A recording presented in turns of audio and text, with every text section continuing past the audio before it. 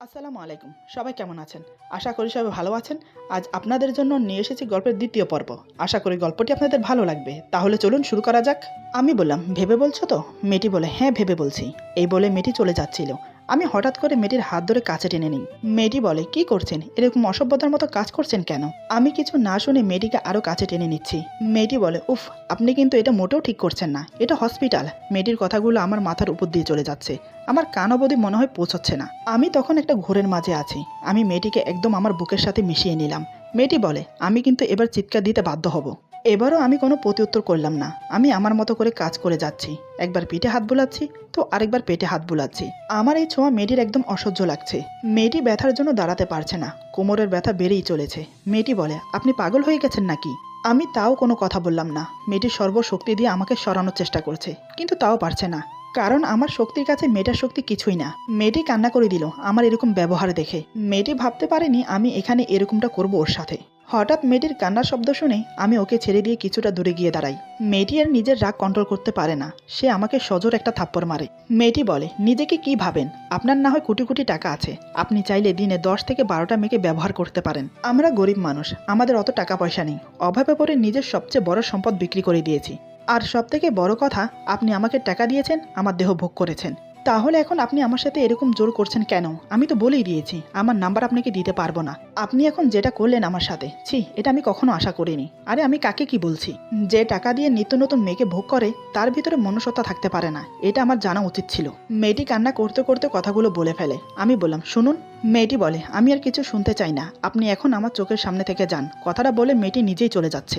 আমি পিছন থেকে অনেকবার ডেকেছি, বাট মেয়েটি একবারও ফিরে তাকালো না। মেয়েটি যখন মায়ের কাছে গিয়ে বসে, তখন মেয়েটির মা বলে, কিরে মা, এতক্ষণ কোথায় ছিলি? আর তোর চোখে জল কেন? মেয়েটি সব কথা লুকিয়ে বলে, আসলে আমার একজন পরিচিত বন্ধুর সাথে দেখা হয়েছিল, তার সাথে কথা বললাম, আর চোখে মনে হয় কিছু পড়েছে, তাই পানি চলে এসেছে। মেয়েটির মা বলে, তুই কি আমার থেকে কিছু লুকাচ্ছিস? মেয়েটি বলে, আরে মা, তুমি কি যে বলো, তোমার থেকে আমি কি লুকোবো? মা বলে, দেখ মা, তোর মনের ভিতরে কি চলছে আমি জানি না, তবে শুধু একটা কথা মনে রাখবি, যা করবি ভেবে চিন্তা করবি।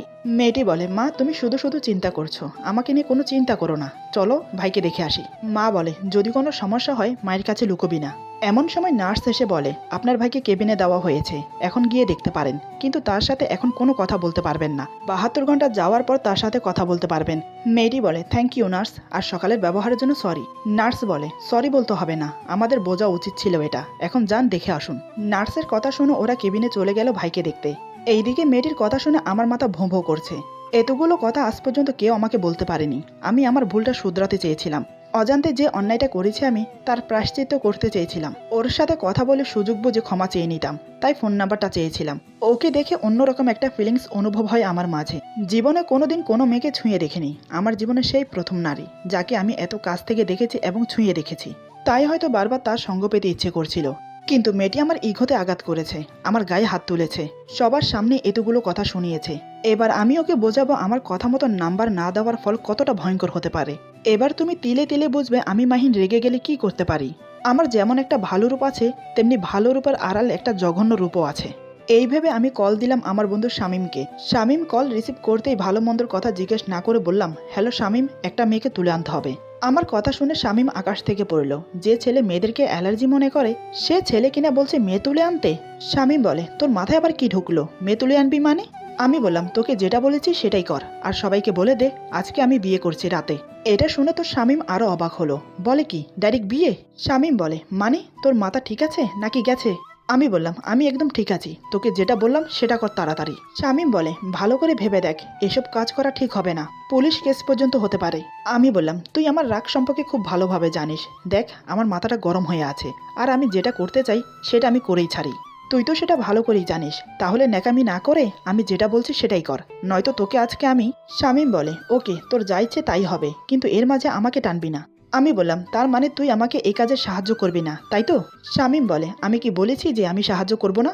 আমি বললাম, দেখ এরকম পেঁচানো কথা বলবি না, সরাসরি বল এখন আমাকে সাহায্য করবি কিনা। শামীম বলে, ওকে সাহায্য করব, এখন মেয়ের ছবি পাঠা আর ঠিকানাটা দে। আমি বললাম, মেয়েটির ছবি তো আমার কাছে নেই, শুধু ঠিকানা আছে। শামীম বলে, এই একদম বোকার মতো কথা বলবি না, তুই ঠিকানা দিবি আর আমি যাকে তাকে তুলে আনবো, সেটা তোর মনে মানুষ হবে না। আবার তাকে রেখে আসবো, আবার আরেকটাকে তুলে আনবো, সেটাও হবে না। আবার আরেকটাকে তুলে আনবো, সেটাও হবে না। আমি কি এক এক করে ওই এলাকার সব মেয়েকে তুলে আনবো নাকি?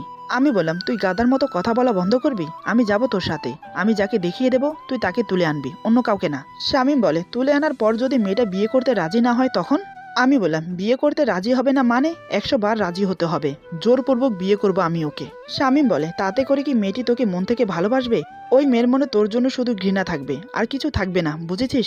এখনো ভেবে দেখ ব্যাপারটা। আমি বললাম, ওই তুই আমাকে জ্ঞান দিবি না, যেটা করতে বলেছি সেটাই কর। আমি বাসায় যাচ্ছি, সন্ধ্যায় তোর সাথে দেখা হচ্ছে। শামীম বলে, অন্তত আঙ্কেল আন্টিকে বলিস তুই যে বিয়ে করতে যাচ্ছিস। আমি বললাম, আপাতত কাউকে জানাবো না, শুধু তুই, আমি আর মেয়েটা ছাড়া অন্য কেউ জানবে না। শামীম বলে, মানে তুই কি লুকিয়ে বিয়েটা করতে চাচ্ছিস? আমি বললাম, কিছুটা সেরকমই। শামীম বলে, আচ্ছা তোর যেটা মন চায় সেটাই কর, আমি তোকে বোঝাতে পারবো না, তোকে বোঝাতে গেলে আমি পাগল হয়ে যাব। আমি বললাম, আচ্ছা বাই, সন্ধ্যায় দেখা হচ্ছে। শামীম ওকে বলে ফোন কেটে দিল। সন্ধ্যার পর মেয়েটিকে তুলে আনার জন্য সব ব্যবস্থা করে ফেললাম, বিয়ে করার জন্য কাজীকেও ঠিক করে ফেললাম, এখন শুধু মেয়েটাকে তুলে আনার বাকি। ওইদিকে মেয়েটি মাকে বলছে, মা তুমি বাসায় যাও, আমি ভাইয়ের সাথে রাতে থাকবো। মা বলে, আরে পাগলি মেয়ে, কি বলিস, আমি থাকবো, তুই বাসায় গিয়ে থাক।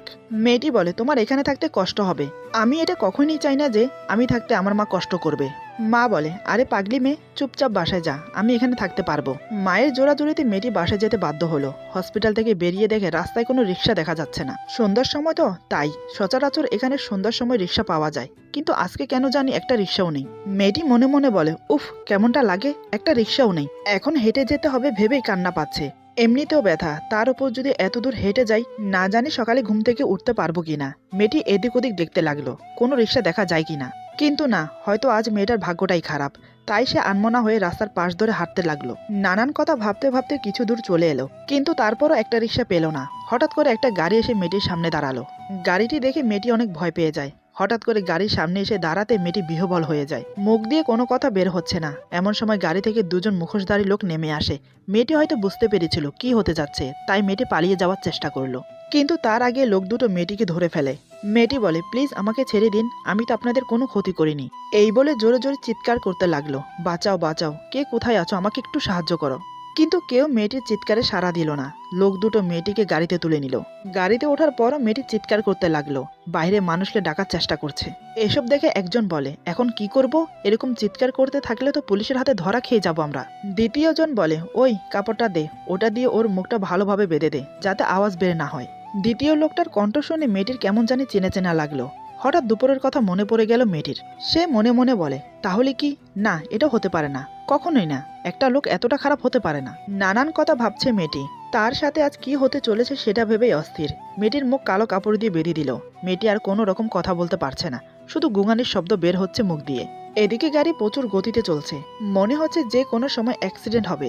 মেয়েটির হাত এমন ভাবে বেঁধেছি, খুব ব্যথা পাচ্ছে হাতে। ব্যথা সহ করতে না পেরে মেয়েটি কান্না করে দিল। কান্না করা ছাড়া আর কোনো উপায় নেই মেয়েটির। সে মনে মনে ভাবছে, কি করব, আমার তো জীবনটাই শেষ। আজকের পর হয়তো কালকে সকালে সূর্য দেখতে পাবো না। আমি মারা গেলে আমার মা আর ভাইটাকে কে দেখবে, এটা মনে পড়তেই বুকটা ফেটে যাচ্ছে। হঠাৎ গাড়ি থেমে যেতে মেয়েটির ভাবনায় ছেদ পড়ল। শামীম বলে, ভেতরে সবকিছু রেডি আছে, তুই ভাবিকে নিয়ে আয়। আমি বললাম, তুই জলদি ভেতরে যা, সবাইকে বল কোণে এসে গেছে, কাজীকে বল সবকিছু রেডি করতে। এসব শুনে মেয়েটির মাথা ঘুরে উঠল। মেয়েটি মনে মনে বলে, এসব ওনারা কি বলছে, কাজী বিয়ে মানে কি এসবের, এখানে আবার কার বিয়ে হচ্ছে? আমাকে যদি বিয়ে বাড়িতে নিয়ে আসার ছিল, তাহলে এভাবে বেঁধে তুলে আনতে যাবে কেন? ভালোভাবে তো আনতে পারতো। না, নিশ্চয়ই এখানে কোনো রহস্য আছে, না হলে আমাকে এভাবে নিয়ে আসতে যাবে কেন? কিন্তু ভাইয়াটা পুলিশে ভয় পাচ্ছিল কেন? মেয়েটির যেন ভাবনাই শেষ হচ্ছে না। এদিকে আমি গাড়ি থেকে মেয়েটিকে নামিয়ে কাঁধে তুলে নিলাম, তারপর বাড়ির ভিতরে নিয়ে গেলাম। মেয়েটি ভয়ে লাফালাফি করতে লাগলো, কিন্তু কোনো শব্দ করতে পারছে না, কারণ মুখ এখনো বাঁধা। বাড়ির ভিতরে যাওয়ার পর মেয়েটি হতবাক হয়ে গেল। মেয়েটি দেখে বাড়ির ভিতরে পুরোই বিয়ের ফাংশন। মেয়েটি যা দেখছে তাই সত্যি, আসলে আমি এসব করেছি, কয়েকজন লোক লাগিয়ে পুরো বাড়ি সাজিয়েছি। যেভাবেই হোক আমি বিয়ে করছি, সামান্য একটু আয়োজন না করলে হয়? আমি বললাম, কাজী সাহেব আপনি সবকিছু তাড়াতাড়ি শুরু করুন। কাজী বলে, আরে বাবা, বিয়ে জিনিসটা একটু ধীরে হয়, তুমি এত তাড়া দিচ্ছ কেন? আমার মাথা এখনো গরম ছিল, তাই আমি শামীমকে উদ্দেশ্য করে বললাম, ওই স্বামী বাচ্চা, তুই কাকে নিয়ে এসেছিস?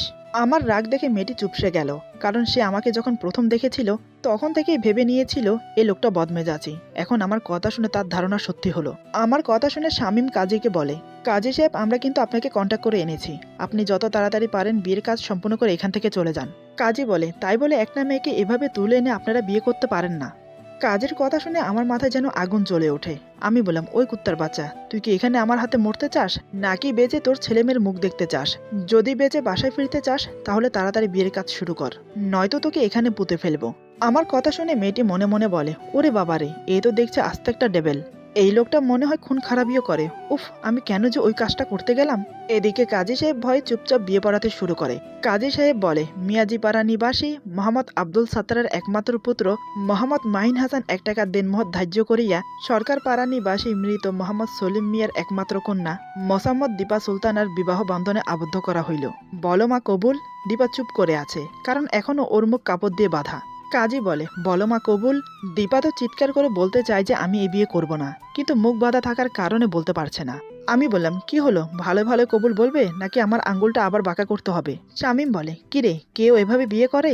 আমি বললাম, শালা তুই চুপ থাক, আমার বিয়ে আমি যেভাবে ইচ্ছে সেভাবে করব, তুই কোনো কথা বলবি না, চুপচাপ বসে তামাশা দেখ।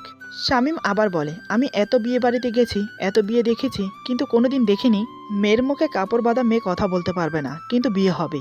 এই বলে শামীম হো হো করে হেসে ওঠে। কাজী বলে, তাই তো, আমি তো এতক্ষণ খেয়াল করিনি, মেয়েটার মুখ যে এখনো বাঁধা আছে।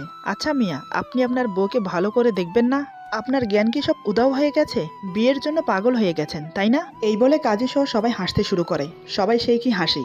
এদিকে মেয়েটির কান্না দেখার মতো কেউ নেই। হয়তো সে ভাবছে, এখানে আমি যতই না না বলি না কেন, কিছু না কিছু হবেই, আমাকে বিয়ে করবে আজকে রাতেই। আমি বললাম, উফ, তোরাও না। এই বলে ওর মুখের কাপড়টা সরিয়ে দিলাম।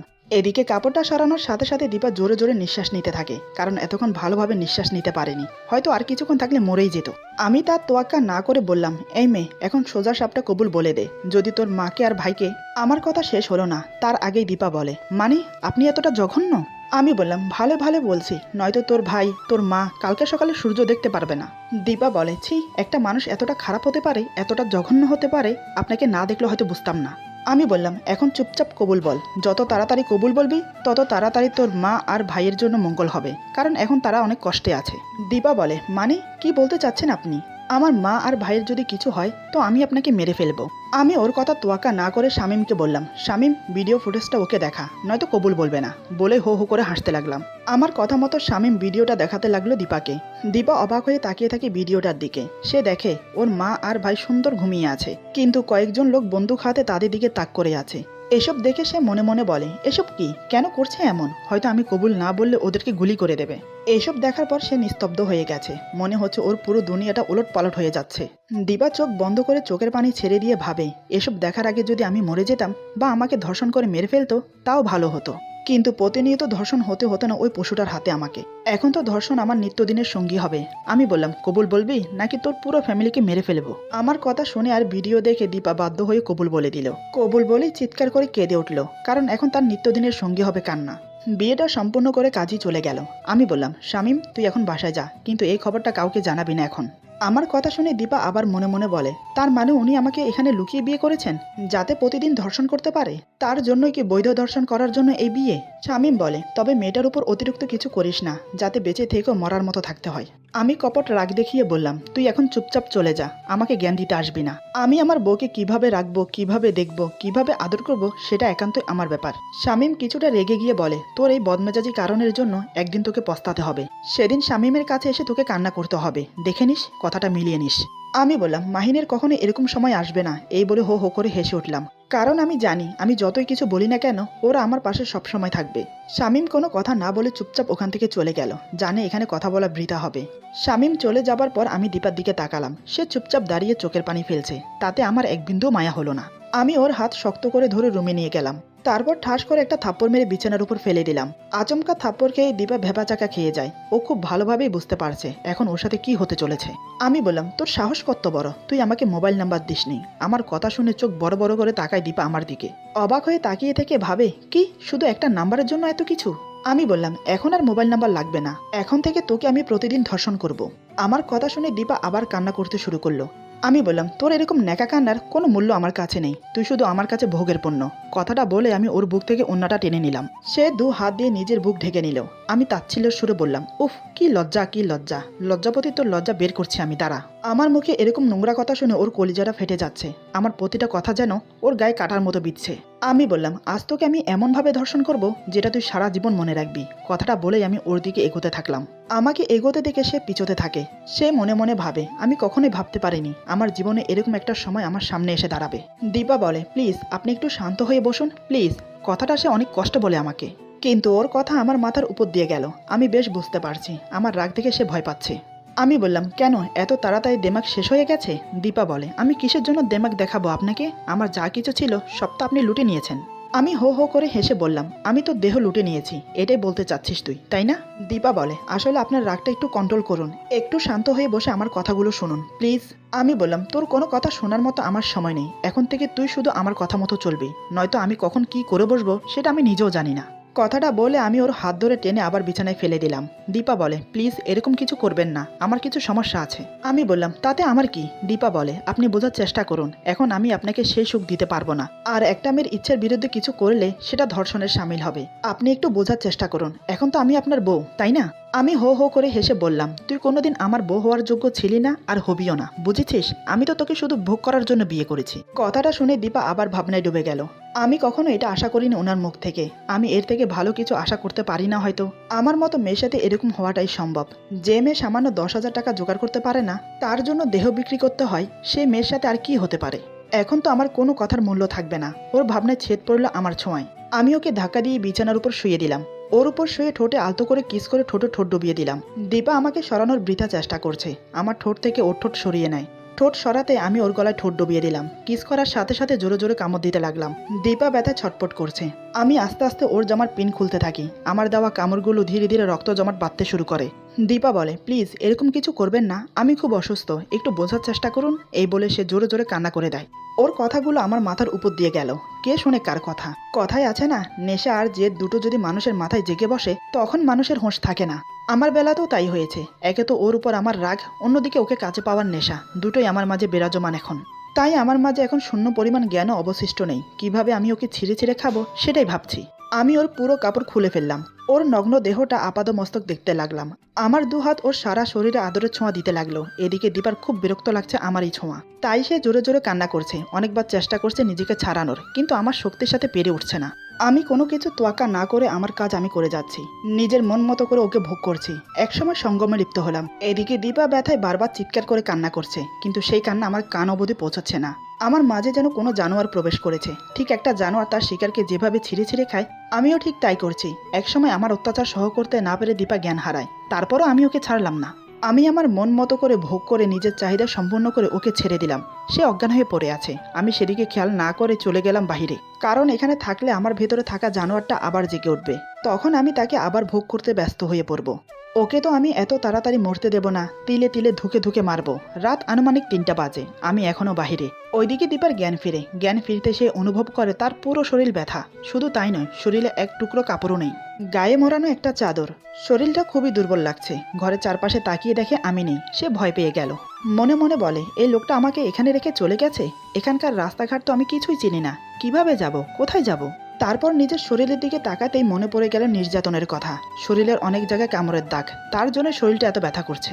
এসব দেখে ওর চোখে পানি চলে এলো। তৎক্ষণাৎ দৌড়ে ওয়াশরুমে চলে গেল। শাওয়ার ছেড়ে দিয়ে 2 হাতে সারা শরীর ঘষতে লাগলো, যাতে আমার স্পর্শ শরীরে না থাকে। যতই ঘষছে ততই কষ্টগুলোর কথা মনে পড়ছে, আর অবিরত কান্না করছে। কান্না করতে করতে মেঝেতে বসে পড়ে। এইদিকে আমি অনেকক্ষণ ঘোরাফেরা করে ওর জন্য খাবার নিয়ে বাসায় ফিরলাম, কিন্তু রুমে এসে যা দেখলাম তা দেখে আমার মাথায় হাত। টেনশনে পড়ে গেলাম। আমি কি করব, কোথায় যাব, কিছু বুঝতে পারছি না। এরপর যা হলো, আজকের গল্প এখানে সমাপ্ত। গল্পের বাকি অংশ পেয়ে যাবেন আগামী পর্বে। আশা করি গল্পটি আপনাদের ভালো লাগবে। যদি ভালো লাগে তাহলে লাইক, কমেন্ট এবং সাবস্ক্রাইব করে আমাদের পাশে থাকুন। পাশে থাকা বেল আইকন প্রেস করে দিবেন, তাহলে আমাদের নিত্য নতুন ভিডিও আপনাদের কাছে পৌঁছে যাবে। সবাই ভালো থাকবেন, সুস্থ থাকবেন, আর বন্ধুদের সাথে বেশি বেশি করে শেয়ার করবেন। আল্লাহ হাফেজ।